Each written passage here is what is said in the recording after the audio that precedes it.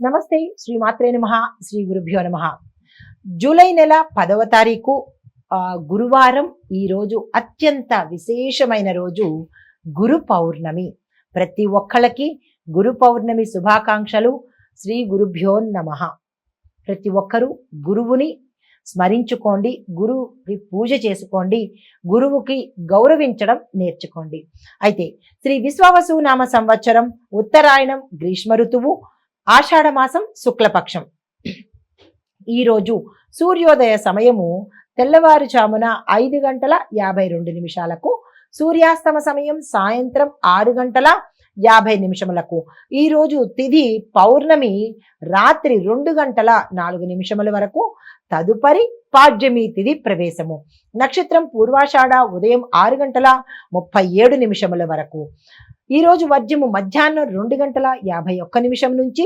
సాయంత్రం 4:31 వరకు రాహుకాల సమయం మధ్యాహ్నం 1:58 నుంచి మధ్యాహ్నం 3:36 వరకు యమగండ కాలం తెల్లవారుజామున 5:52 నుంచి ఉదయం 7:39 వరకు అమృత ఘడియలు రాత్రి 12:54 నుంచి రాత్రి 2:35 వరకు అభిజిత్ ముహూర్తము ఉదయం 11:55 నుంచి మధ్యాహ్నం 12:45 వరకు ఇది నేటి పంచాంగం. నమస్తే. తదుపరి రాశి కర్కాటక రాశి. ఈ రాశి వారి యొక్క గ్రహస్థితి చంద్రుడు 9వ స్థానంలోను మంగళుడు లగ్నంలోను సంచారం చేస్తున్నారు.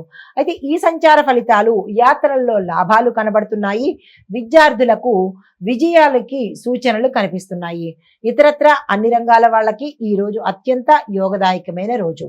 అదే మీకు చెప్పదగిన పరిహారము సోమవారం నాడు శివాలయంలో కానీ మీ గృహంలో కానీ అభిషేకం చేసుకున్నట్టయితే కనుక విశేషమైన ఫలితాలు పొందే అవకాశం కనబడుతోంది. నమస్తే. తదుపరి రాశి సింహరాశి. ఈ రాశి వారి యొక్క గ్రహస్థితి చంద్రుడు 8వ స్థానంలోను సూర్యుడు 11వ స్థానంలోను సంచారం చేస్తున్నారు.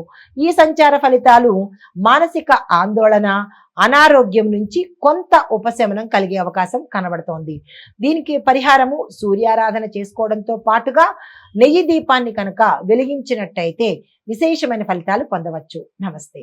తదుపరి రాశి కన్యా రాశి. ఈ రాశి వారి యొక్క గ్రహస్థితి చంద్రుడు 7వ స్థానంలోను బుధుడు 11వ స్థానంలోను సంచారం చేస్తున్నారు. ఈ సంచార ఫలితాలు వివాహ సంబంధాలు మెరుగవుతాయి. వ్యాపారంలో లాభాలు వచ్చే అవకాశం ఉంది. పెట్టుబడులకు అనుకూలమైన సమయము. అయితే మీకు చెప్పదగిన పరిహారము ఓం నమః శివాయ అనే మంత్రాన్ని యథాశక్తి చదువుకుంటూ శివాలయ సందర్శనం చేసినట్టయితే కనుక మెరుగైన ఫలితాలు పొందే అవకాశం కనబడుతోంది. నమస్తే.